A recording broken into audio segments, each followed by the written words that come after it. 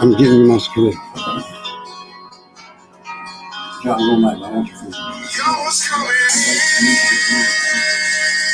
Now you're backing out. Now you're backing out. Sort of talk big.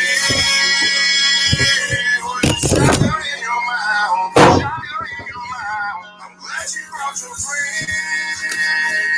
Taking watch it go down. Watch it go down. I got mine too. So welcome to my house. Welcome to my house. Cause these are my people. This is my land. This is my land. This is what we pray for. And this is God's plan. This is God's plan.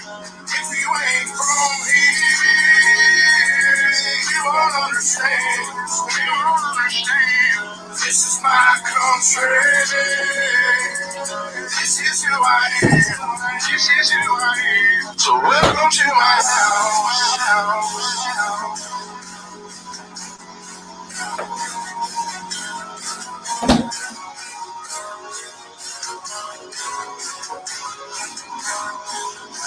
So welcome to my house.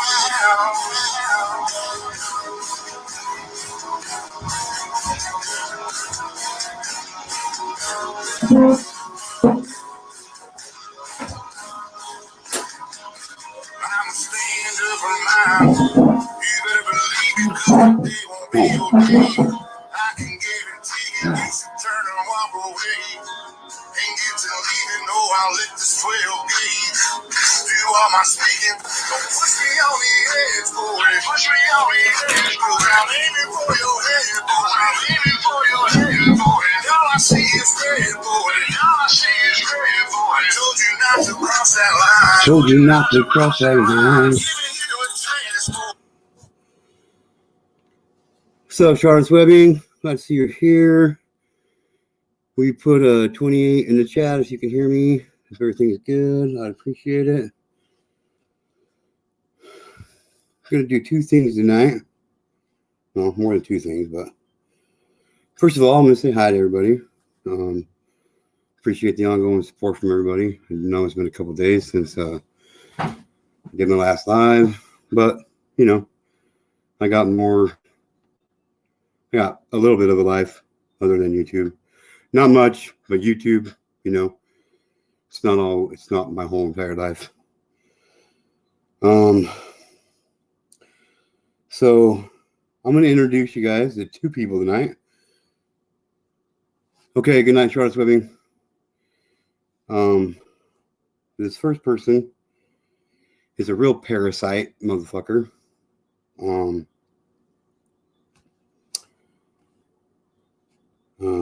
His name is Paul Steven Zitta, or is it Paul Steven Zittle is his name.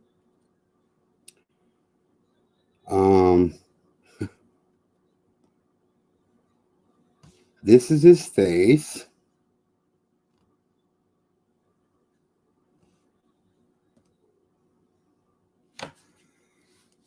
Meet Paul Steven Zittle. See this guy right here? This motherfucker right here, cream of the crop right here. Tell you what.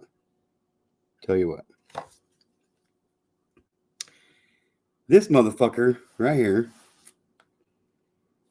his name is Paul Steven Zittle. He is 72 years old. And he is from Marion County, Florida. On February 23rd, or no, that's my bad. Hang on.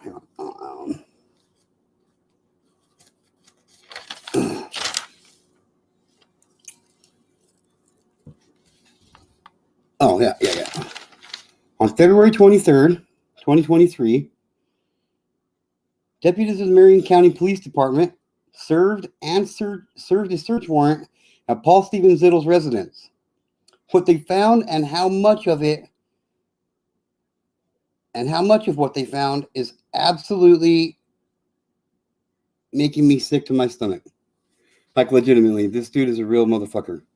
This dude, when the search warrant was served on his home, they found literally in weight over 1 ton of printed child pornography, printed 1 ton of printed by him off of his computer, off of his printer, over 220,000 images of children being sexually abused. His roommate said that he would never allow them to go into his room or into his office unless they were escorted by him. And they never spent any time in his room, which, I mean, I understand that or whatever. But the kicker about all this is this motherfucker right here. This motherfucking dude right here is a registered sex offender already.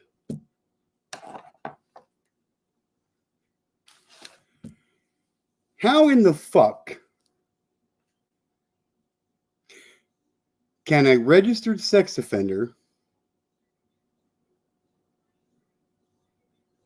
have so much child pornographic material and get away with it for so long? I'll tell you fucking how.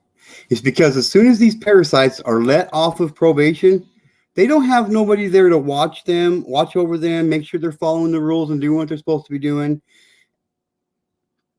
Nothing. They don't have anybody there to hold them accountable for what they are about to do. So,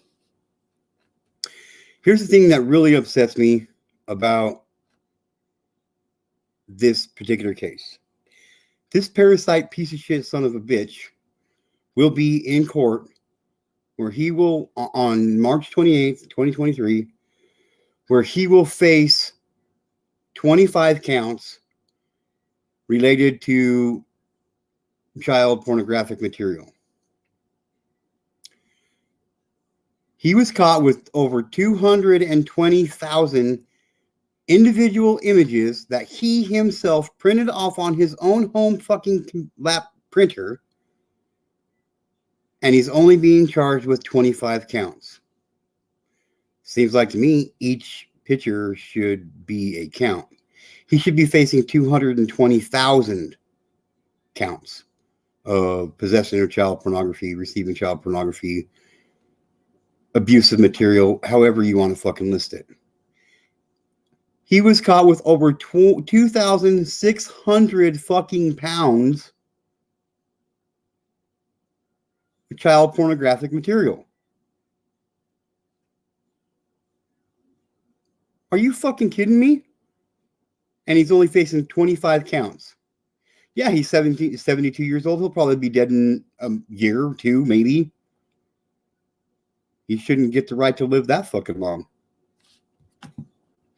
This dude right here is a real scumbag motherfucker. Every image he has of a child is another victim.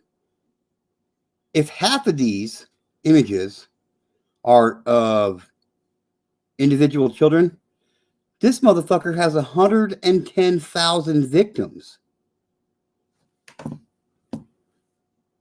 110,000 fucking victims.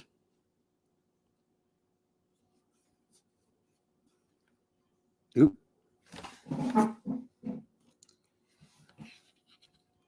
There we go.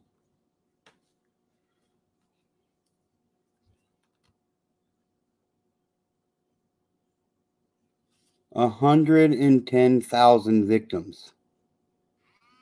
What do you think should happen to this guy? Should he be put in a prison cell and sit the rest of his life in a prison until he dies? No, he should be fucking executed now. Right now. He should be executed right now. Period. He don't deserve a court case. He doesn't deserve a trial. He doesn't deserve to be sentenced by a jury of his peers. He don't deserve any of that shit. He deserves the death penalty of instantaneous recognitioning. One right to the forehead. Who gives a fuck? If anybody misses a motherfucker like this, you're a piece of shit yourself. So fuck him. That's my opinion. Hate me for it or don't. I don't give a shit. I won't hate anybody for what their opinion is or speaking their opinion. Hell, I won't even get mad at somebody for speaking their opinion. And that's straight up. Like this piece of shit parasite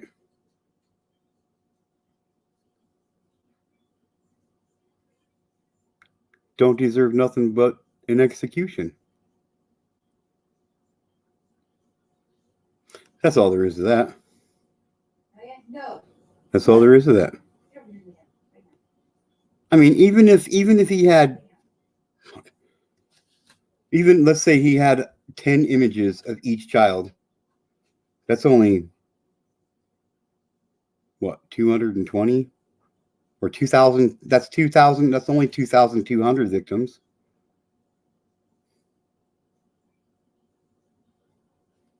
Is that right? Would be 22,000. Anyway, my math is probably messed up, but I try and do it in my head. But yeah. So this is 72-year-old Paul Stephen Zittle of Marion County, Florida, who is being held in the county jail on a $250,000 bond. And he is being charged with 25 counts of child pornographic material that he himself downloaded and printed off the internet or wherever the fuck he got it from. And there was so much of it, they had to weigh it on a scale over a ton of child pornographic material. Over 2,600 fucking pounds of pornographic material. Drug dealers don't even get caught with that many pounds of drugs, and they get more time than just about anybody, and probably the death sentence for some, I'm sure.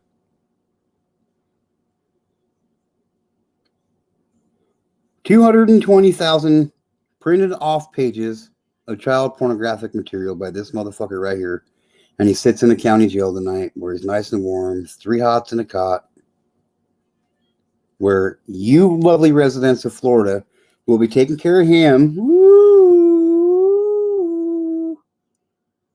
You'll be taking care of him for the rest of his life. Probably won't be much longer, but you guys, you lovely residents of Florida, will be paying your taxes to take care of this motherfucker right here for the rest of his life. Hell, he doesn't look like he's going to last more than a year or two. But he could get lucky and he could be alive for the next 10, 15 years, and you guys are paying for him to sit there. How does that make you feel, Florida?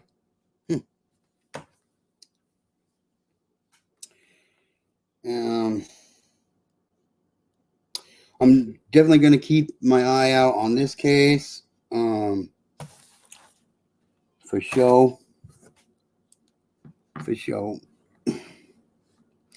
And I'll keep you guys updated. I'm not expecting him to get sentenced to I mean, what can they do? I mean, he's 72 fucking years old. He already looks like he's fucking 3/4 of the way in a coffin. Actually, he looks like he could be the fucking crypt keeper from Tales of the Crypt. No, that dude from Poltergeist, the long-haired, old, creepy white guy. It's really important to get vaccinated. He look. That's the guy from Poltergeist right there. Oop.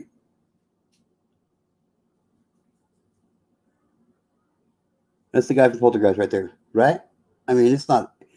He could be doppelganger material. What do you mean? Okay, you're lagging a little bit, baby.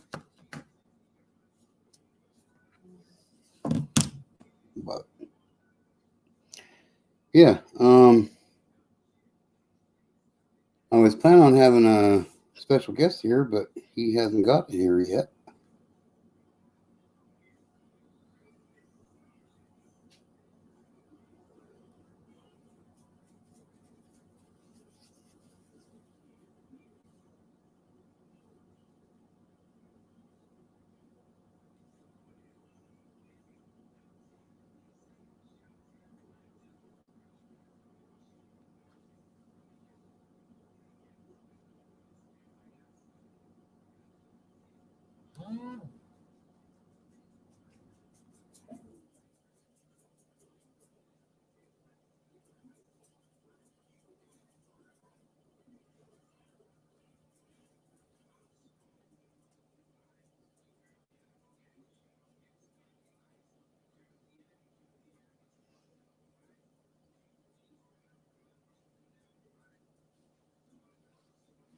Yeah, sorry guys. Hang on one second.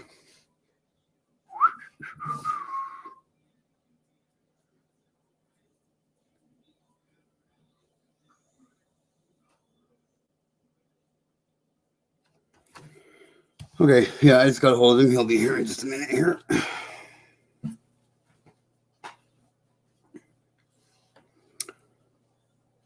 So,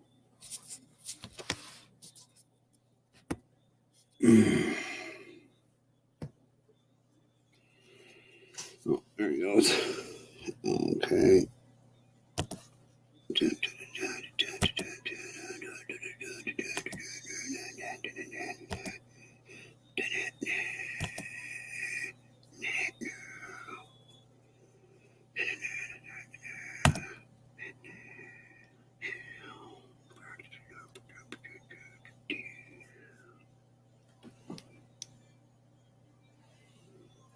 What's up, Legacy?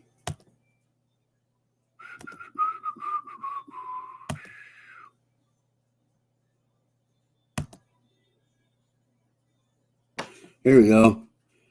You just grab one of those links right there, brother.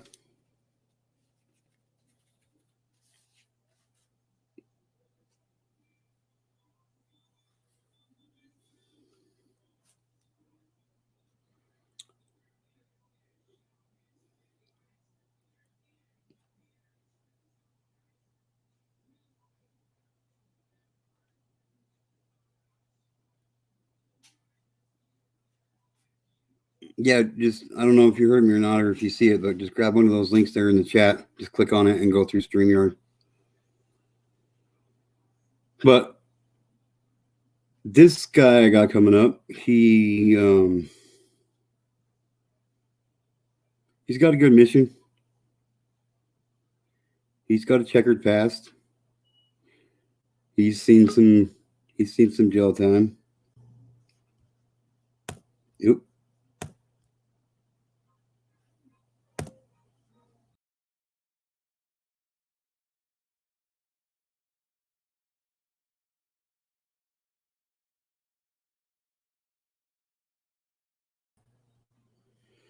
What's up, man? Can you hear me? Hey, how's it going, bro? hi. How you doing, brother? Nice to have you. Nice to be here. Thanks. Yeah, I appreciate you being here. So like I said, like I told you before, I'm just gonna let me introduce you. Let me introduce you to today's parasite. That's what I call these. That's what I call these motherfuckers right here. See this guy right here? Yeah. This guy was booked into the Marion County Jail on Thursday in Florida on 25 counts of possession of child pornographic material. When the Marion County Police Department or the Marion County Sheriff's Department went in and search warrant on his house, they found, get this, so much child pornographic material that they weighed it on a scale, and it came out over a ton, over 2,600 fucking pounds of pornographic printed out pictures that he himself on his printer at home printed out himself of children being sexually abused. Over 220,000 individual fucking pages of pornographic material involving children. What a guy. the sad thing about that is 8 years. Yeah, yeah. 8 years Here's the real sad probation. thing. Yep. Here's the real sad thing about it is. Here's the real sad thing about it. He's already a fucking registered sex offender. Sounds like he should have been monitored. Sounds like they should all fucking be monitored. Legitimately. Like, I mean, as soon as they get off probation, they don't have a probation officer. They don't have nobody to come by their house to make sure they're not doing what they're not supposed to be doing. Yeah. You know? It's fucking ridiculous. But changing gears here. So I'm gonna like I said, I'm gonna let you take the wheel, you know what I mean? I want you to tell your backstory a bit, you know, whatever you want everybody to know. Tell your backstory. Tell them what you've done, what you're accomplishing, what your goal is, what the deal is you got going, the name of the project you got going, and what it's about, my brother. All right, thank you, brother. I appreciate you having me on. Uh, Yeah. my name is Lawrence. I'm the CEO and founder of Legacy Programs Education Reentry.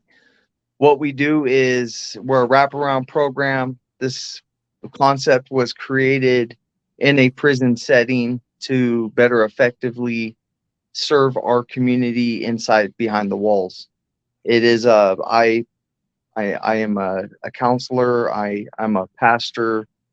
I do I do a bunch of different projects. Legacy program stands for Learning Education Gives Air to Community and Youth, which airs accountability, integrity, and responsibility. We are for, so when I first started the program, it was because I write my own curriculum, and that was to actually educate people into behind the walls and give them a sense of emotional regulation, to give them root causes of why they act the way they do and what they do, why they do the things they do. Eventually, I served a 20-year prison sentence. I ended up getting out, and I started dealing more with the family members of effectively communicating what's going on with the thing called we call PICS, post incarceration stress syndrome. It's very relatable to the PTSD um, from our servicemen and first responders. So I started getting into that, and then when I started my nonprofits program organization, what ended up happening was I'm a former foster youth myself. I grew up in 25 foster homes, over 30 group homes, California Youth Authority, since the age of 9. I am a product of child molestation myself. My mother sold me for her drug habit, ranging, back from when I was before I could even remember. And that happened all the way till I was about 9, and I entered the foster home. And then the foster homes were just a whole nother thing of its own. Some of it's criminal, some of them are good. I can't really generalize the whole system as a complete whole, but I can sit there and say that I've never, out of the foster homes I've been in, that none of them were ever successful, and the group homes were, just imagine 16, 17-year-old kids running around, with authority figures, Yeah, you don't want authority at that issues. age you don't want to listen to your actual parents, let alone somebody else is supposed to be standing fucking, to take care of you. So I mean, I get it. I'm sure there's so many people that can relate. You know what I mean? Yeah, well, the system's messed up, and it just, their famous saying is, "I fell between the cracks," and I wasn't okay with that. So when I started my 501 nonprofit, now we are about the foster children, and most importantly the aged out foster children, the ones that are 20, 30, 40 years old, that never got a chance to really deal with the rejection, with the not being accepted and not belonging anywhere, of having that feeling of what is home. So we deal with a lot Right. of that now, and homelessness, and of course prison reentry. Now, if you ask me, I mean, these are 4 categories that go from left to right. Why? Well, if a child has been in 5 or more homes, they are 90% likely to end up in the prison pipeline. 90%. Now that's just 5 homes. Now imagine 20, 15, 10, and the average a lot of the kids that go through foster homes, it's never one or two.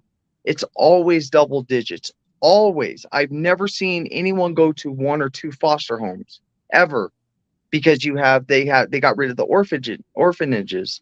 So now they have these, like, they're like substations for children. And there's 5, 6, 8, 10 in one house, and they just get outsourced, and they have the whole thing. When the parents come in, they want to adopt, and they get a backstory on each one. Well, I was the one that was the asshole. I was the one that was the troublemaker, the one that spoke my mind. And so eventually they gave up on me, went to the group homes. Eventually, um, uh, so eventually what ends up happening is I program failure. No group home, no placement in California will accept me. I'm waiting for out of state, Cinnamon Hills over in Utah, Boys Republic over in Nevada, or ROTC, whatever. They sat there and rejected me. So then Youth Authority was the only place of option. So like I said, I got stuck between, I fell between the cracks, as they say. I got my life together when I got married to my beautiful wife. Um, she just taught me a lot about being a human being. I was caught up in the system. I was a monster. I believe so. As far as how I thought, I was very disconnected from humanity, and she just saved my life. And then when I paroled, I was paroled homeless, and I had to deal with that. And so eventually I got everything on track. I went to go live with my pastor and his wife, a church I burglarized when I was 15, and they took me in and put me on a path of just doing, just not letting anything hold me back. So, so now I just serve. I just make sure that I tell people, if I run a reentry hotline, I run a hotline for anybody that needs help. And I just make sure that I'm there, because it's just messed up, man. The world that we live in today, it's just we need more we need more people speaking out and actually speaking their experiences, and putting it back into the reality of what's going on, away from the phones and the Xboxes and stuff like that. Yeah. Um, I I just feel that when we started out, everyone said I couldn't do it. I did it. Everything I've done is within a year and a half, and we're nationwide right now. We're growing in towns, cities, and at one point we were even dealing with uh, New England, Great Britain. So that's stuff we do. And so I just try to leave people, place the things better than I find them. I take my experiences and I pay it forward, because I feel that growing up, being a product of child molestation, and being trafficked basically, um, I feel that it really hurts my heart that there's people that can't tell their story. And so I Absolutely. and there's people in my situation that grew up very similar, that don't have that voice anymore, and they're even alive still, and they still can't talk about it. And so I Yeah. feel that it's my duty to speak, because one thing I've learned is we give people permission to speak. If there's enough of us talking about it, and to get away from the taboo conversations and actually have a real conversation, we get stuff done. And so there's no shame, there's no guilt. It is what it is, and you say it how it is. And once you Exactly. get more people talking about it, it's going to spread, and we're going to get results that we want, not what the government wants, not what this organization wants. And we control the narrative. And that's my job, is to give people their power back, and not to be their voice. I just help them find their voice, and I help them to speak the truth, and to be able to go out there being bold, fearless, and just powerful. Yeah, and as well as as well as I do. There's so many people out there. There's so many men out there that are victims of not just sexual abuse, but physical abuse, mental abuse, and they just we're basically programmed from a young age that men don't talk about that kind of shit. It's weak. It makes you a pussy, you know. And I tip my hat to you for being able to come up here and on other people's panels and talk about what happened to you, what's led you to where you're at. And I just know that as long as we keep moving forward, we'll be good. And like, just like you being here tonight, you're giving somebody else a voice somewhere else that we might not ever even meet or even know about. And that's what the purpose of Get to Know is. And you got courage in order to be able to come up here and do what you're doing, being a man. I mean, where do you, I guess what I'm trying to get to is, where do you find the strength to continue to do what you do? God. I mean, I know for me, it's hard. It's hard for me to keep. It's hard for me to keep, you know, the energy to keep going. But my community, with them constantly sending me text messages and hitting me up on my community page and stuff, saying, "Hey, where you at?" You know, just knowing that they're there is what gives me the strength to keep going. What keeps you going? Yeah. I've never been asked that. I would I have told to you I say challenged you, bro. you did. I would just say that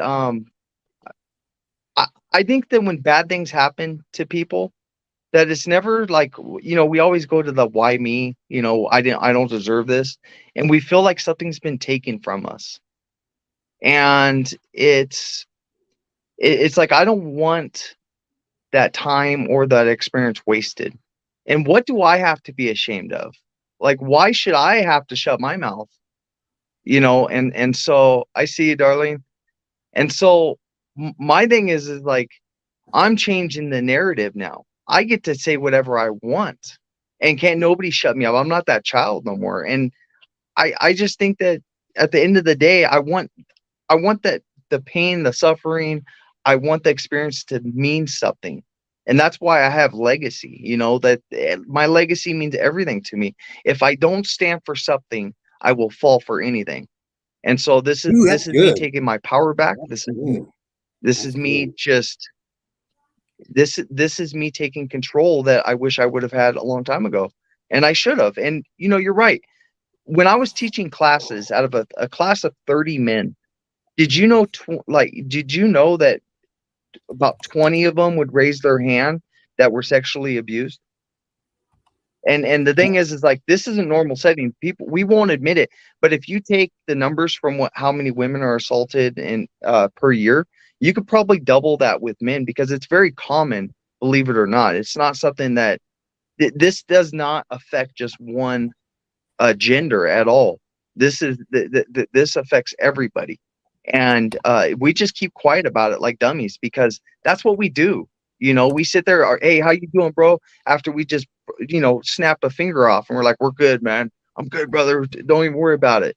When Right. inside, I'm screaming like a little girl, and I'm like, oh my God, I just need to go and cry somewhere because this hurts. And I tell you this story because you know, and when I smash my finger, I'm sitting there like trying to keep that face like, yo, hey, you all right? And my finger's dangling. I'm like, yeah, it's fine, it's fine. But come to find out, you know, it's Right. but but yeah, I don't know, man. I just love what I do. I love helping people and giving them their power back, and everyone uh you know, everyone deserves that opportunity, whether they take it or not. I don't hold it against them, but I feel that when one more person speaks up, it's one less victim, one less crime, because Right. we're making it aware out there of what's going on, because there's a lot of stuff that's going on behind the scenes, um that is um uh you know, that is not being addressed, and a lot of it has to do with government, you know, because we all know that it is a business. It is a straight business. Yeah, it's a like just trafficking alone is a multi-billion-dollar a year industry. Just the fact that they label it as a fucking industry has got to tell you how fucking big it is, man. Like, it's ridiculous. It's pathetic. Shame on us, America. Shame on us, America. Shame on us, America. That's like all I can say about it. I mean, it absolutely blows my mind. It Well, let's really give does. out some more money to shut people up and make them happy, and dependent on the Yep. government to keep them from working and actually being productive members of society. Yep. Just Yep. just my opinion. Right. So what exactly? Sweet. Or hang on just a second. Sweet Rock and Robin says, Aaron, I've still been trying to figure out the ratio of the people we're in contact with, and I think which one or more are predatory. I did a show. I did a live a few days ago, and I was telling her, about how bad pedophilia is getting, and people don't look at it. I try to find ways to put. Find ways to put these facts into people's heads that's going to stick. And obviously, the way I told it to Sweet Rock and Robin is stuck with her. Think about this.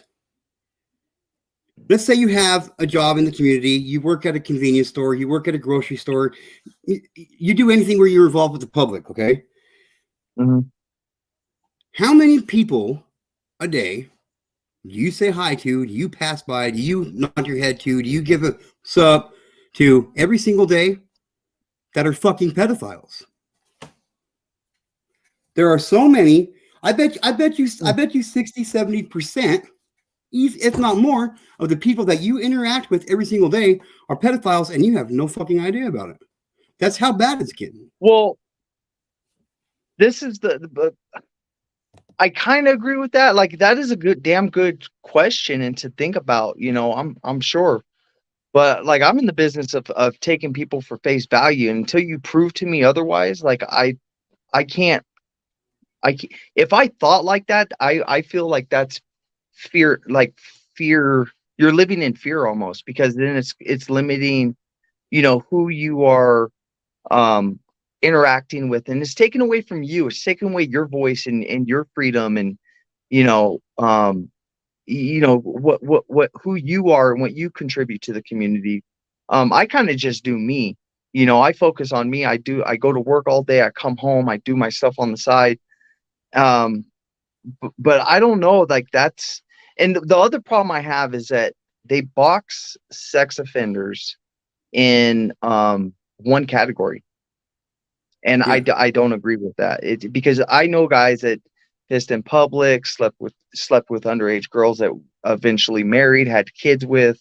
There's situations that we have to look at, that we can't box anybody in. But that old Yeah. man, like, I completely agree with you, bro. Like, there's no reason, you can't explain that.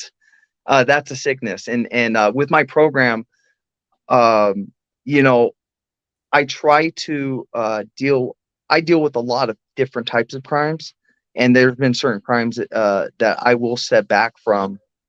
I mean, I'll assist very minimally, because I feel that, like, that's my brand, that's my name on it, and I can't put my faith in somebody that, if I have a fraction that you're going to go out and recommit a crime, I can't get behind that. But at the same time, Right. I have to have some balance of where, hey, I'm gonna give you a chance. So I throw them through, through a few hoops to figure out, like, okay, let's see how hard you're willing to work for this, or if you're just a piece of crap that wants everything for free, because there's good and bad in everything. So Right. I don't know. Right. See, now I'm glad you brought it up about the different categories and shit, because I had a friend. He was dating this girl. He met this girl when he was 14. She she was just about 13. They dated all the way through junior high up until high school. He turned 18. Her parents didn't like him. They had been having sex for a couple of years. Her parents didn't like him. They pressed statutory rape charges on him. He went and did 10 years in prison, and he had to register as Yeah. a sex offender. That to me is not that's not a pedophile. That's wrong. Somebody who is caught taking a piss in the park shouldn't have to register as a sex offender. I Yes. mean, there's But just different ways to look. I mean, the whole but entire system. Go ahead. Go ahead. I'm gonna break this down to you. Do you know how much a sex offender is worth in the system on Oh parole? fuck. $92,000. $92,000. So like if you think about it, and look, I'm not some conspiracy theory person, but I do Right. believe in conspiracies. But if you think Right. about it, $92,000, and all of a sudden you see like these numbers going up in our communities. Why? $92,000 minimum of parole is 5 years. That's 5 years. You're guaranteed almost $100,000 for what? Babysitting, to slap Yeah. on a GPS and make sure that they're being monitored, and then they go to these classes and they're getting paid $1,200 per class. The people, like, it's an industry. So Yep. if I have to sit there and speak on that, I would just say look at the person first, and actually give them the benefit of the doubt, because sometimes, like, a dude that goes out driving in a van is a predator towards young children. There's no excuse. You can't get around that. There's certain things, that you can't forgive, or you can't even, you're like, oh, I don't know, like the people that, their own daughters, and stuff like that. But the thing is that you have, the average grade level going into a courtroom is third grade. And so average third grade, you're going up against college educations. And then what you do is what we talked about earlier. 98% are plea deals, 99% are plea deals out of all convictions in the United States, because Right. they have these slam dunks. They're in the business of making money. So, there's something to look at. And that's, yeah, sweet Robin, that she says red dots, that makes a big difference. Um so and that's one of the things that we're also looking at is, you know we can't categorize everybody, just like you can't categorize a murderer for defending his home, and one guy that goes out and kills three people. I Yeah. feel that's unfair to our community, that for the guys that, you know that are actually trying. But I don't know. Right. I have different takes on it. I'm in the business of keeping the men and women out, trying to give them resources, and working my ass off to make sure that nobody else is victimized, that the old lady down the street, her house doesn't get broken into, or the gentleman down the road, down this way, doesn't get his car broken into. Right. That's why I take my pride in, and I have 100% success rate of 40 guys that have never gone back or violated, because they got the proper education, they got the emotional regulation, they got the support network that they needed to feel accepted, and that he wants to say that they want a second chance. Because this is the problem, is that if you have an offender go to a neighborhood, the neighborhood automatically shuts their doors. They sit there and shun that person and say, no, we don't, no, we're good. But and oh, I got something good for you. So what happens is that formerly incarcerated is sitting there going, I know what house I'm going to rob. I know what old lady I'm going to take the purse from. So because we all have lists, we make lists like this. If you do not piss me off, please, give me my chance. Because if you Yeah. back a cat into a corner, they scratch you. It's no different than a formerly incarcerated. You got to give them the opportunity. You gotta, you gotta invite them, and not into your home, but just invite them into opportunity to watch them grow or watch them fail. It's one or the other. But this is one thing I do have an issue with. The sex offenders that are on the Megan's Law and stuff like that, the recidivism rate for them is less than 2%. 2%, because they're being monitored. But I have a problem with the ones that aren't being monitored, the ones that haven't been caught Exactly. yet, the ones that are still Exactly. doing it. And yet, Hmm. so I always watch for, like, I don't tell me you're a predominant member of society. Don't tell me that you're doing all this great stuff and you've been in this town for 50 years. Because likely story, very likely, is that maybe you weren't being paid attention to. So, and Sweet Rock and Robin's right. If they fail, that's another victim. Absolutely. And that's why I take the approach that it takes a village. We are responsible for the ones in our communities to fail or succeed. And you don't have to do anything. You really don't. It's like voting. If I don't vote, I don't get a right to complain Bingo. about about a law or a president. Like, I can't say shit about Biden. honestly. I never voted, right? So I can't say anything about Trump because I never voted. So I got to shut my mouth on that and just do my program. But it's the same thing with somebody that fails in the community. What did you do to uplift them? What did you do to prevent this? When I was growing up in my home with my mother, you know, I smelt like pee. I wore some grungy ass clothes. I was being beat. Nobody in my neighborhood, I had a few invite me over for dinner when I'd break into their house and Yeah. go in there and because I'd get suspended, go break into their house, go eat their food, play their video games, and do what I did. But then nobody came to my house to check up on me. Nobody sat there and got me out of the situation. But when I started getting in trouble, what they tell their kids? Stay away from him. He's going to get you in trouble. What kind of stuff is that? Are you Yeah. kidding me? So you can't have one or the other. You can't sit there and speak out when you haven't contributed one way or the other. Now, if you sit there and you did all you could for this person or even contribute just a smidge, then hey, cool. You have that right to sit there and say, yeah, he's useless. He's gonna keep coming back.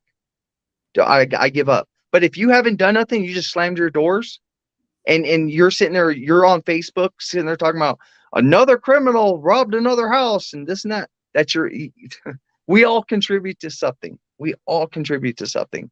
And whether it's good or bad, we all contribute. Yep. Yep. So so let's let everybody know what exactly the Legacy Project does. Like how do you what's the process of picking out a candidate or a person for the program?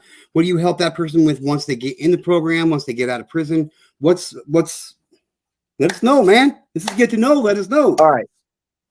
So here's the nitty gritty. I believe reentry starts before they get out.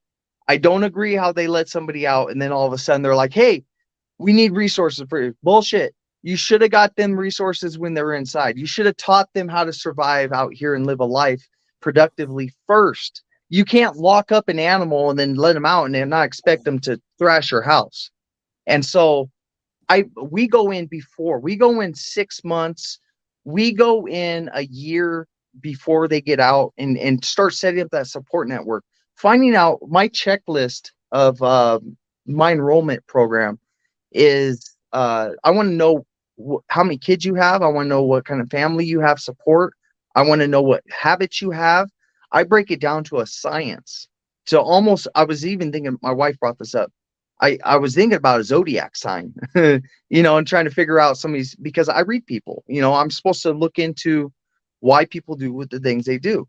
So, we want to go in ahead of time and figure out what support network they have so we know what they need when they get out so they don't get out with nothing. So it's my job as a case manager and as a wraparound program to find housing for you, to sit there and find any support networks I can, such as resources, even going to the Goodwill. If I have to send you a laptop, I'll send you a freaking laptop. So it's one of those things that I do what I can to get them out of prison ahead of time. And so when they do get out, they hit the ground running successfully and permanently. My goal is to fuck up that bunk, to make that Yeah, bunk empty. on this channel, we don't worry about swearing. We say what the Okay. fuck we want over here. Well, You're I good. cursed it. I'm a pastor and I really shouldn't curse, but I do it because sometimes it's just how I am. But I want to mess up that account. I want to mess up that bunk where it's empty when they cop flash their lights and they have to write off a checklist. Because I believe that I don't like when people sit there and say that all the money's going, the taxpayer dollars are going towards the inmate population. It's not. You're paying a CO salary. You're paying them to babysit. That's why they're buying cars after a 3-day holiday weekend because they're calling. I know the whole process. It's not what you think. You're not paying. We make our own food, our own clothes, everything. So you're paying for a CO salary for him and his girlfriend and his wife and for his other family. So, and I have nothing against authority figures or cops or COs, but that does go on. So, my job is to make phone calls for you. We work with transitional housing. We like right now we're having an issue. I'm doing everything I can to fight the racism rate. And I just don't appreciate how they're sending these men and women to clean and sober living homes when they just spent 25 years in prison. They don't need clean and sober living homes. They need a They're clean and transitional sober. house. Yeah. But that's I mean, the problem, is that none of what they offer is actually efficient. And that's where but because the system is set up a way so we go back. it's a Sure, my revolving kids' door teachers. policy. Yeah. And so it's by design. And that's what's different from my program is I know how it works. So when you have a program like mine, you don't want it in a prison or in a program. There's a reason for it, because I'm successful, because I know. And you keep dummy groups and you keep dummy programs in place that make them look good, but they contribute to the warehousing people.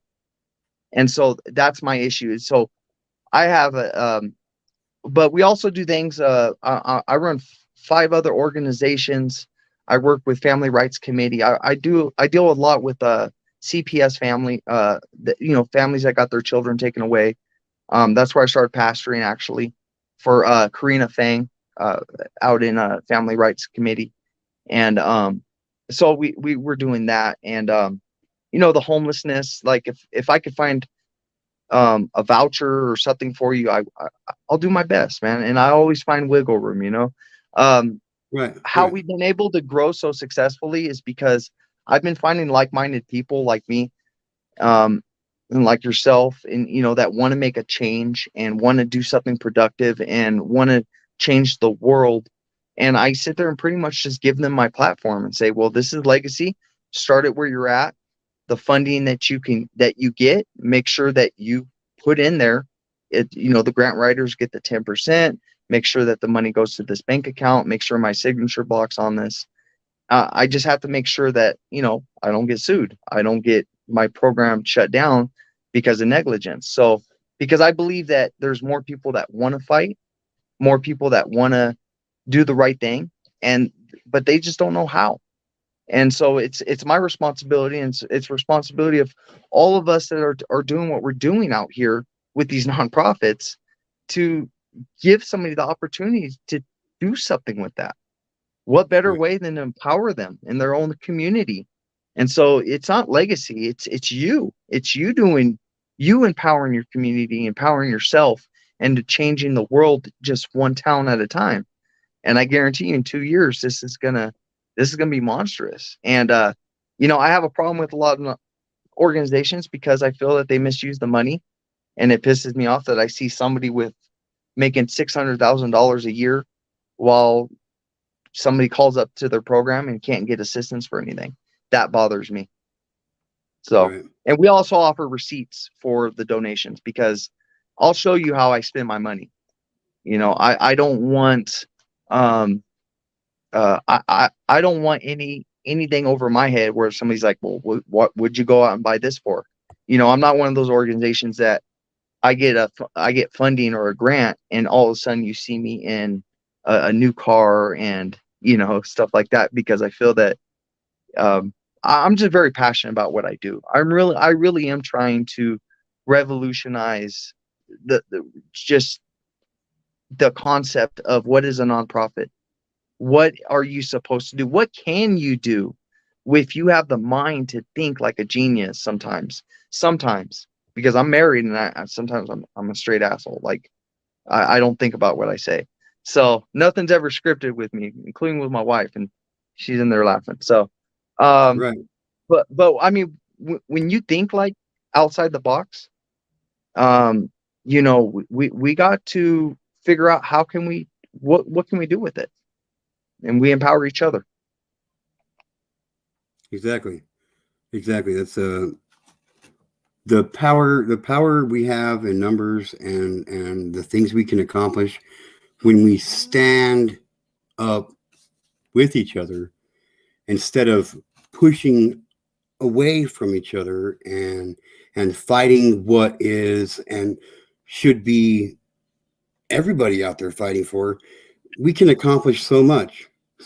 Yeah. It would blow people's minds, but the old saying, one bad apple spoils the bunch, So, I mean, like, I live in Idaho, so we use the potato analogy. One potato in a cellar will rot the whole fucking thing, So, I mean, like,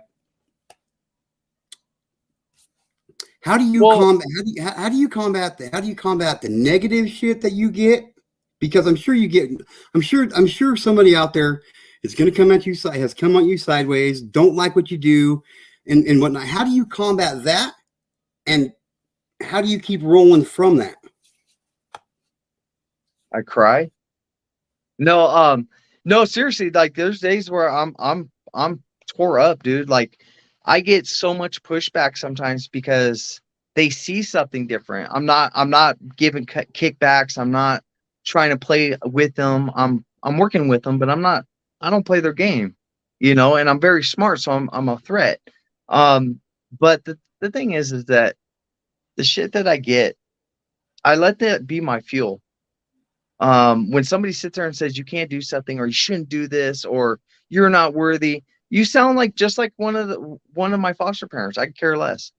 I care, but I don't. I always tell people I don't care what people think, but I really do. I just kind of sit there and I look back and I go, okay, how am I going to prove you to look like an ass? How am I going to sit there and make you look like a dummy?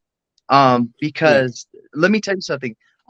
There's some people that say stuff, and that's fine. I give them, they have every right to speak just as much as I do. So don't sit there and shut me down and I won't shut you down. You can say everything you want, but also I'm going to do it likewise. And so I just, I accept people for who they are because, some people are just stupid and they're ignorant and there's nothing you can do about it. If I'm arguing with an idiot, guess what? There's just two idiots arguing. Right. So sometimes you just gotta let them like, okay, you do you, boo. Well, I'm cool with it, and go about your business because I'm not gonna let one person or two people stop what I'm doing because the people that I help outweigh the bullshit any day. Really, like I'm okay with it, bro. Like, and I posted on Facebook one day. I said, because we just won I won local business person of the year award, and I beat out realtors, these high white collar profiles, like I did pretty good on that. But the thing is that every time I'd ask them for help, nobody wanted to help me. All of a sudden now they're like, hey, so I see your program and this and that all of a sudden. So but I also say that, for the ones that let me fall on my face, for the ones that said I couldn't do it, the ones that doubted me, the ones that discouraged me, thank you for giving me the fuel to be where I'm at today. And I use the motto, all gas, no brakes.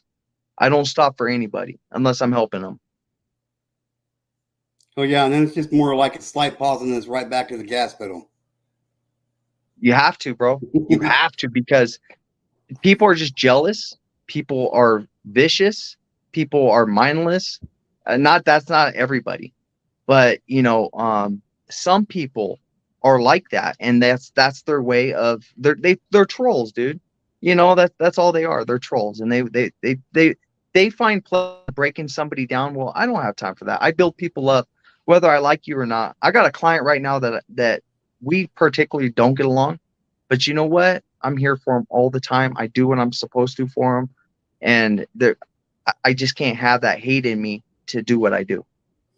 Right.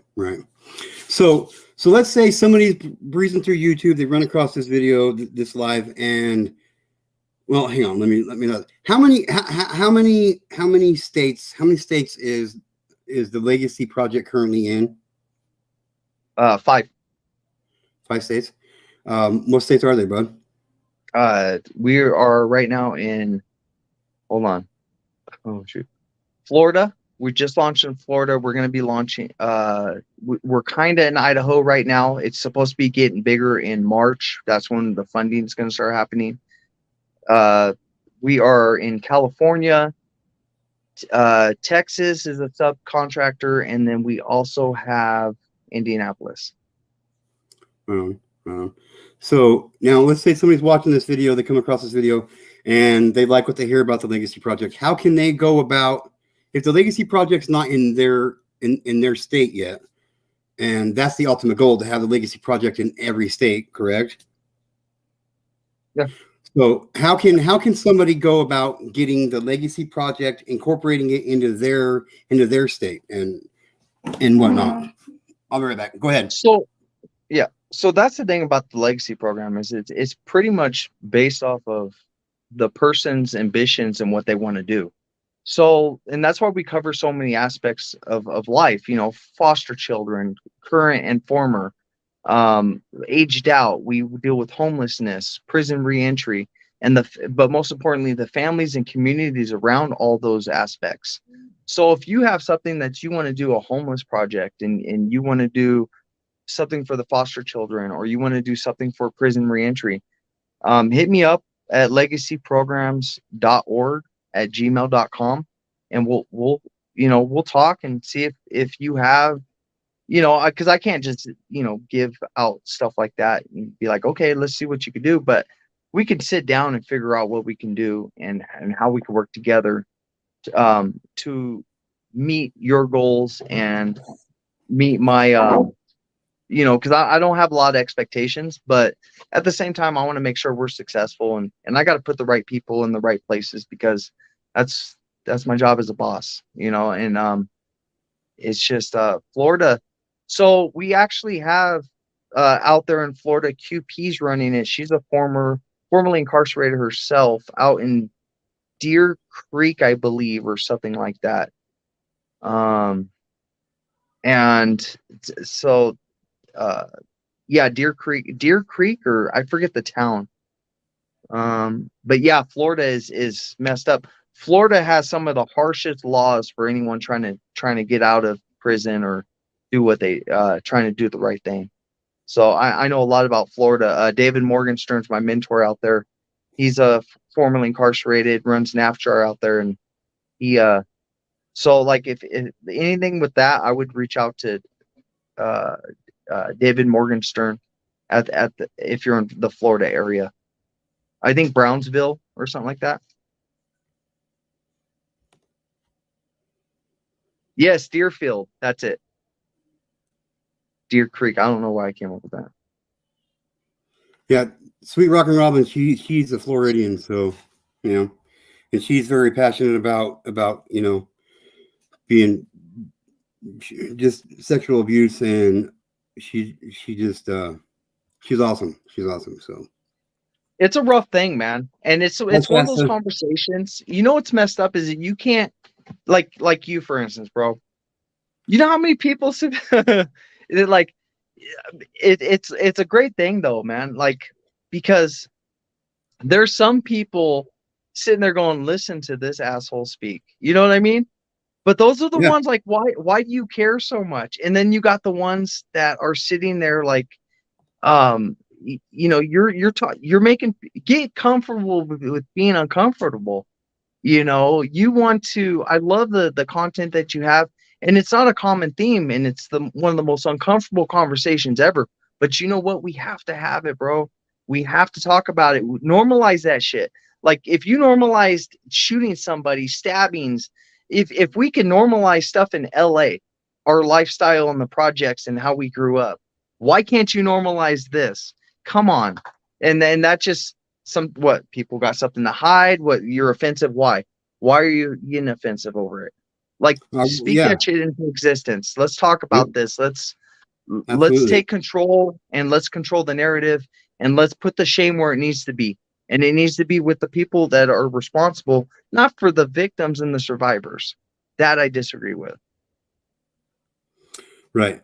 Now, sorry, I lose my train. I smoke weed, so I lose my train of thought a lot. That's cool.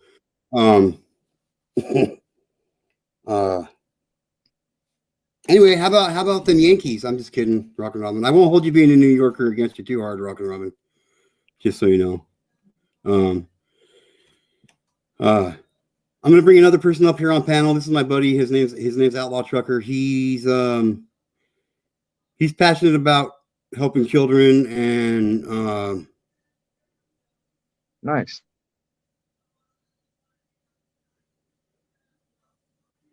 You see that right there? What she says? What she's asking you, bro? What What can Rock and Aaron Rob was post asking in you? Florida information? Can you? Yeah, absolutely. Like, look, nothing about my story about what we offer is mine to keep. You guys share whatever. I have no copyrights in none of this stuff. All it is my experiences and the services. Like, please do. And if you're interested in doing something where you're at, like, just I drop my Gmail. If if you guys want to really do something, let me know, man. Because I'm all for it. Like, um I want to give power back to the community. So much has been taken from the community based off of fear, crime, and just straight perpetrators, you know? Like, we gotta take that shit back, and you're welcome.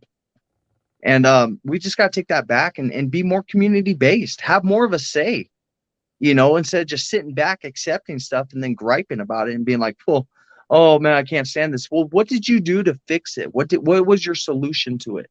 And so that's why at legacy programs we are 90% solution, 10% problem. Like, we're going to address the 10% real quick, and then we're going to figure out how can we get around it and how can we fix it. Right. So, I mean, before I started this, and then when I started getting into this, I never thought in a million years that I would meet as much resistance as I have. Like, you wouldn't believe it, but I have actually fucking received death threats about That's what I'm awesome. doing. That's awesome. And how I Can I need to get some stop death doing what I'm threats? doing. And what's that? Can I get some death threats? That means you're doing something right, bro. That means Right? that there's people Right? hiding shit in you know, get on. That's a badge of honor. Send me a death Right? threat, Yeah. please. Entertain Right? me. I'll Exactly. repost it. Exactly. Like, you think a fucking death threat's gonna slow me down on what I'm doing? I mean, I've literally been shot with a 12 gauge shotgun. I've been stabbed twice. I've been ran over 5 times. You think of fucking, like, I've literally had death threats, you know what I mean? Like, the threat of Yeah. actual death coming to me, like staring me in the eyes, and I've kicked it in his balls. But you know what I mean? Like, I just keep sending them away, man. I don't give a fuck, because you're not gonna deter me. You're not gonna deter me from my mission and what I'm doing. Yeah, just a So, keyboard warrior. That's all. Somebody that's behind a computer feeling tough. right. What's up, Outlaw? Hey, not much, Aaron. You? Oh, you know, another day, another pedo. Yeah, I know, right? Yep.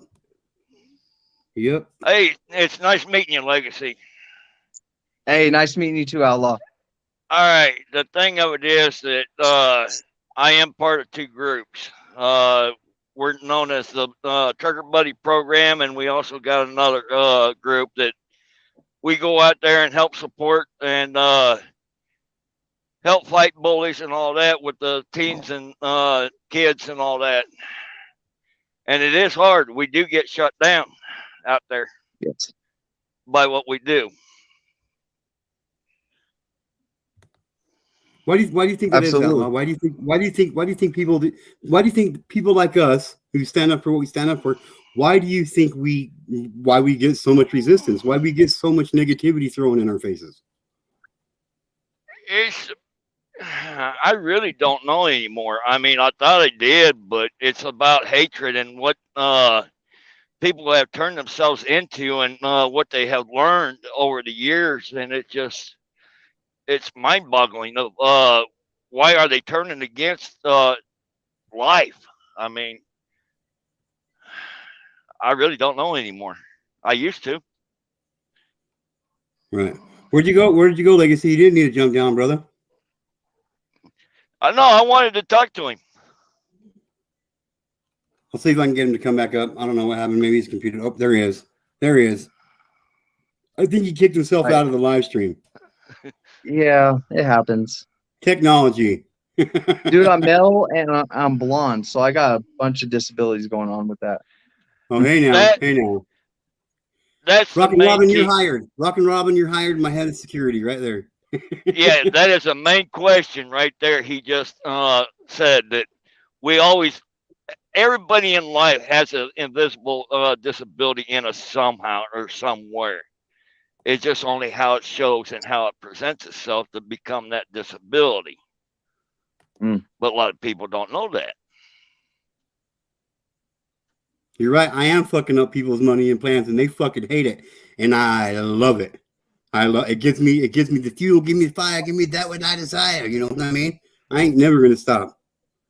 No, legacy reason why I came up is that I really do want to get some more information about your program and everything, and to see if we can do an outreach program or some type of deal to kind of to reach out there to help these kids and that, so they're not being stuck up or being stuck in their video games and trying to do like you did, being ignored and running on impulse of where's my next meal, or where's my next love going to come from, or are they going to teach me right and all that.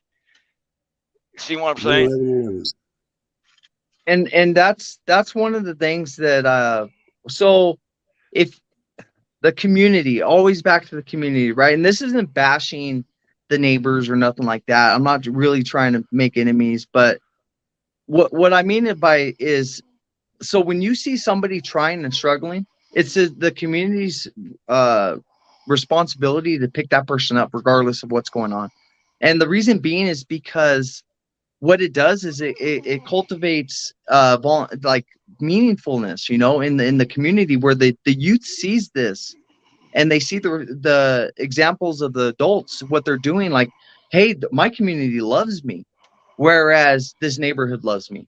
And that's where we go wrong, is that we get more love from the criminal aspect of it and from over here from the undesirables than we do from our own community. And so that's I would love to do some more stuff. Where you out of anyways? I'm originally out of Missouri.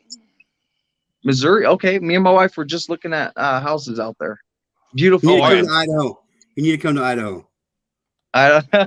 You know, it's funny because like I said, I do 5 organizations, and each organization's pulling me to their state to go out there. And because I'm the vice president of New Vision organization out in Massachusetts, and they want, and what we do for that is we first time offenders, life without life sentences, we fight for them, because many of those, and here's another fun fact, because I'm full of numbers, right?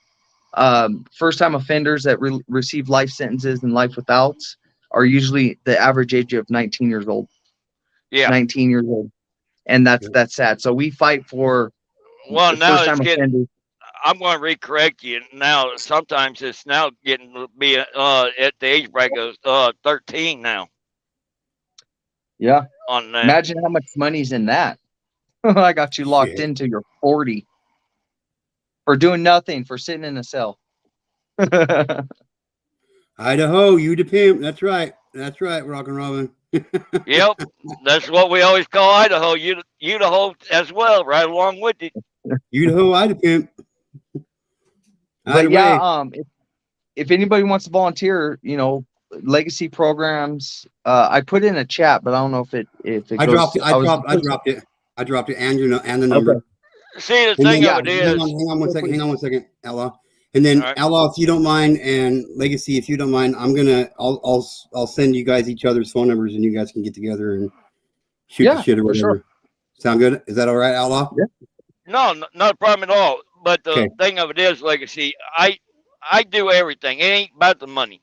I'm like you. It's not about the money. It's about the love to put back in the society. But like they always say, it does start in the house, where it needs to start to help build that relationship to grow strong and have a strong mind and a strong heart that can take on this world like it is. Okay. And it is harder for these younger generation to come out here without having to start and not knowing what they can do or how to get it, to even get that foothold in life, to have a stable life. You know what I mean? Yeah. No, absolutely. And we call it the 3-tier philosophy: yourself, your family, and your community. You're no good to your family if you're no good to yourself. You're no good to your community if you're no good to your family, and it has to go All in right. that order. I'm going to wake you up. Okay. I like I'm it. going to, since you're a pastor and everything, do you really believe in true miracles? Absolutely. All right. I'm going to give you a little short story. I told this many times, but I will give this out to you. I was in trouble and not really in the jail or anything. It's just that I got falsely accused and everything like that. And so I came back towards Illinois. Then I got put on the carnival, which is a good thing. I mean, gave me a new start and everything to get money put back in my wallet. But at this one town that the carnival was set up and everything, and I met an autistic kid. But after I'll tell you the story how me and him met. But after the 2 days, and I quit the games, and I started walking the midway in the carnival, and all of a sudden this young man just popped up out of nowhere right in front of me, and I about stumbled over him, and it was like he was glued. Like he found me out of nowhere. I don't know how he did that, but most kids can. But that's another story. But anyway, and his mom and dad told me he was autistic. So I wanted to know what level of autism he was. He was up, not really full blown, but he was up there in that level. And so I sat him down and I worked with him for about 30 minutes to kind of help him to break his fear of the rides, the speed and height and all that whole entire week. And the thing of it is that really got me is when we shut down, I rode the yo-yo. I think it was like 7, 8 times. No, total 12 times with him. But I always had him in front of me so he wouldn't panic, and I always put the chair in between my legs to kind of keep him calm and collective and to help him. You know what I mean? Then that next year, I come back around. He said, "Are you going to be back next year?" And I turned around and told that little guy, I says, "I cannot make it really a promise, but I sure will try to see what happens and see if I will." Okay. Then that next year, he actually happened to see me. I mean, his face just turned red. I mean, he was blushing that he was happy.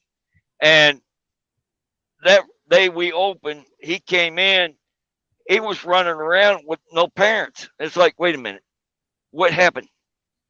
So he come back the next day with this girl, and it was like, wait a minute, where's his parents? He did not have no stutter. He didn't freak out. He rode every ride. He rode the Himalaya. I think I remember that right that day. He counted 7 times he rode the Himalaya with no problems. He didn't break down, didn't cry or nothing. It was like, wait a minute. And it's like, then parents came in and I caught up with them and I asked them, it's like, what happened? He just like broke out of his shell. They said, yeah. And they said, thank you. He does not stutter. He's not afraid. He will start asking questions now. It's like, it was unbelievable how he just miraculously turned himself around and be a normal child. Amazing. Yeah, it is. Absolutely amazing. Okay, so I'm throwing in the 10-minute warning, guys. 10-minute warning. So let's 10-minute warning. Yep. I got a wife waiting for me, man. Oh, Amen. You know what I mean? Happy wife, happy life, man. I'm a full fucking believer and supporter of that message right there. Oh my God. Yeah. Besides, if No, she's happy, maybe, just maybe, you know, I can have some fun. You know, I'm just saying. I do want to sit there and thank you so much for give me your platform for an hour and so many minutes, and thank you, Outlaw Trucker, and for all the comments and the questions and for the support that you guys give. You know, I'm like I said, my voice. I hate my sound of my voice. I don't watch my own videos for that I don't either. reason. Yeah, and so I just want to say thanks for listening to me and give me this opportunity to speak my story and my truth, and I just want to empower everybody here, you know, to keep doing what you're doing. Let the haters hate, keep moving, and just wave, you know. And you know, we talk about Always, miracles. boys. You never know when you're being sent an angel. You never know when you're talking to one, and you never know when you're being sent a message to keep you back on to get you back on track and keep your purpose alive. And so I just want to say, keep the faith, stay bold, stay fearless, move forward, and just love yourself no matter what, and let your voice be heard. Be loud. Oh yeah. Stay savage. Stay savage. Yes, sir. Stay savage. Stay savage. So I'm not gonna sit here and tell you. I'm not gonna sit here and tell you that your phone's gonna be blowing up, but expect your phone to be ringing with a few people from the Get to Know community because, like I said, I might only have 200 subscribers, but I got a good 200 subscribers, and they're dedicated to the channel. They're dedicated to the message, and once they hear yours, I'm sure they're gonna come at you just like they come to me, man. Full You're doing a support. good job, dude. Aaron, you are, dude. Look. Some of the struggles that we go through, the strongest metals are forged under the hottest fires. And keep doing what you're Yep. doing, brother. Don't slow down. Don't stop. Just keep doing what you're doing. And you know what? Because the ones that you're supposed to reach and the ones that are supposed to be around you are going to be around you and listening to you. The ones that aren't, that's called pruning, brother. It's in the Bible. They pruned. God Yeah. prunes the toxic people out of our lives. So just, I'm so proud of you, and it was a pleasure meeting you. And Thank you. I just, like, anything we could do for you, let me know. Really, you got my phone number. Absolutely. I will definitely trust and believe me when I tell you I will reach out to your outreach program, my brother. For sure. Yes, I got sir. some ideas. I got some ideas that could really be really come past the idea phase into the reality phase, and I believe you're the guy I've been looking for to help me get there. So I appreciate that. And all the comments, I, you guys have no ideas how much as a host that means to Aaron. Like, really, the thumbs up, the comments, and everything. That's huge support right there. Thank you, guys.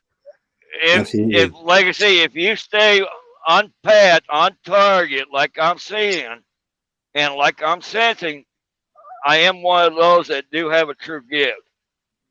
If you're not about the money, but you're out for the love of the life, for the kids and the teens, and to help people to get themselves turned around like I do, I will stand up and I will put my brand behind you.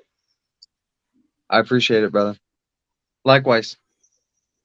Oh yeah, so Legacy, you're welcome anytime, my brother. Thanks, man. I'll be in contact with you personally. I'll get outlaw your information. I'll get your information, outlaw. I'm sure Sweet Rock and Robin will be reaching out to you. The pleasure's all mine to have you here. This episode, whatever you want to call it, of this live stream wouldn't have been possible without you. I appreciate every one of you guys that's in this community. Every time you guys are here in the chat, it's very humbling to me that you guys take so much time out of your guys' personal lives to pay attention to my ugly mug and what I got to say. I will never be able to fully show you guys exactly how much it means to me, but just know that from the bottom of my heart, Get to Know loves each and every one of you guys. So you guys Yeah, are no, the I'm great, lucky. I caught this life feed. yeah, I'm glad you did too. I'm glad you did, Outlaw. I'm glad you did. Anything else you'd like to say real quick, Outlaw, before I kick you out of here? Not really, but other than that, long as you stay true of what your foundation is and stay strong about it, yeah, let's come through and let's change the United States around. Fuck the government. Like I'm like with you. Fuck the government. Government has no right to be in our lives. It's about we the people need to stand strong and stay true of the life that Absolutely. was built. Absolutely. Absolutely. You're All right. welcome, Rock and Robin. Absolutely. All right. Outlaw, love you, brother. But Later. kick you out of here. Later, man. Legacy, I'm gonna take the last couple minutes and I'm gonna address the community and whatnot. Pleasure's all mine. Keep doing what you're doing. Keep kicking ass, taking names. Keep helping those ones that need the help. What you're doing is amazing. Your community had it right when they voted you best business around for the year. Your message is important. What you're doing is important. You might not always be moving forward with the gas pedal to the floor, but as long as you don't stop and stay stagnant, you're doing something all right. Yes, sir. I got good support, man. I got good people around me. Good. All right, my brother. I'm going to kick you out of here too, and I'll be in contact, and I will spread your information around to the people that want it and whatnot. So have a good night, brother. Keep it real, man. You too, man. All right. Hey, your followers are amazing. Hi, everybody. Darlene, everybody. They're amazing. You guys take it easy. God bless y'all. I tell the community all the time, without them, none of this would be possible. So, just be a dude talking to a camera. Yep. I get it. All right, brother. Have a good night. I'll be in contact, man. All right. Bye, y'all. Okay. That was my new friend, Legacy. He runs the Legacy program. Legacy Project outreach wraparound program, coming to a state near you. And as always, this is your ugly mugged host. Get to know. Every one of you in this community are just as important as the next one to me. I hold each and every one of you near and dear to my heart. I 100% appreciate each one of you so much. I'll never be able to honestly express how I honestly feel. You guys have humbled me. I thank you for that. You guys have made me stronger. I thank you for that. You guys gave me courage. I thank you for that. You guys give me the gasoline that I need to keep going. Every one of you that come here, every time I see one of your comments, every time I click on that button and put one of your comments up on the screen, every single one of them, it really makes me feel blessed. I know that the message that's behind this channel is not a popular one, but it's the most important one. Without my community, I'd be nothing.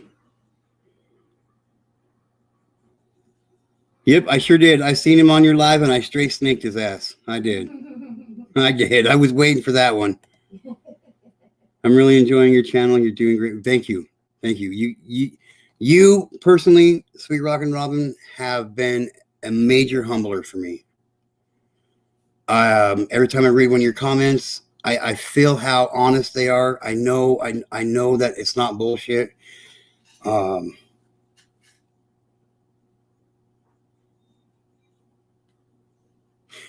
You mean the world to me that you're part of this community, Rockin' Robin. And I know that you'll always have my back, my side. And I want you to know that I will always have yours as well.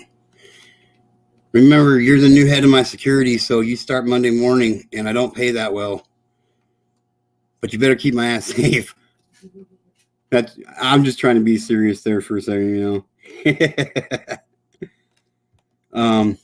With that being said, have a blessed night. I hope everybody's tomorrow is an amazing one. I hope for the most part. Most of us don't wake up in the morning and we read our own obituaries in the newspaper. For all of you feeling down and out, it gets better. You just got to keep going. Keep your heads held high. Keep your heads held high. It will get better. If you're struggling, reach out to somebody. There's somebody there. It don't matter. You'll find somebody for sure. Oh, don't make. I thought, hey. Now crying means that you're a lover. Now you said earlier you're a fighter, not a lover. So now which one is it? So you know.